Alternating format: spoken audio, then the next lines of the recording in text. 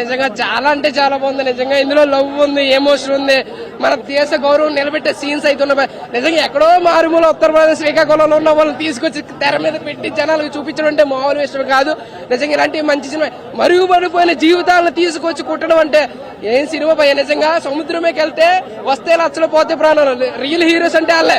మనం ఎక్కడైనా పనిచేసి బతకచ్చు, కానీ సముద్రమేకి వెళ్ళి దమ్మున్న మొగడు ఎవడన్నా అంటే ఫిషర్ మ్యాన్స్. నిజంగా వాళ్ళ కథను తీసుకొచ్చి వాళ్ళ ఆత్మగౌరవాన్ని నిలబెట్టిన మంచి మూవీ ఇది. ఇలాంటి సినిమా రావాలి. నిజంగా ఒక లవ్ ఉంది, ఎమోషన్ ఉంది. నేనైతే అయిపోయి నిజంగా దేశభక్తి సీన్స్ అయితే ఉంటాయి. పాకిస్తాన్ తో జరిగిన సిచ్యువేషన్స్ ఉంటాయి. ఆ పాకిస్తాన్ వాళ్ళు చేసిన ఎగస్ట్రాలకి గెనలిస్ట్ అప్పని కాల్చాలని ఉంది, కానీ గెనలేదు. అందుకే కూర్చొని చూశాను, మనసులో తిట్టుకున్నాను. ఈ నా కొడుకులు ఎలాగ ఉంటారు. మనం అయితే ఎప్పుడైనా సరే నిజంగా ప్రాణాలు లెక్క చేయలేదు భయ్య.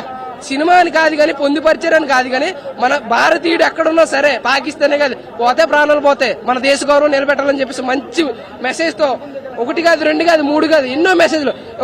వాళ్ళు వేటకి వెళ్ళకపోతే తినడానికి చాలా ఇబ్బంది పడుతుంది. ఆ సీన్స్ కూడా చూపించడం.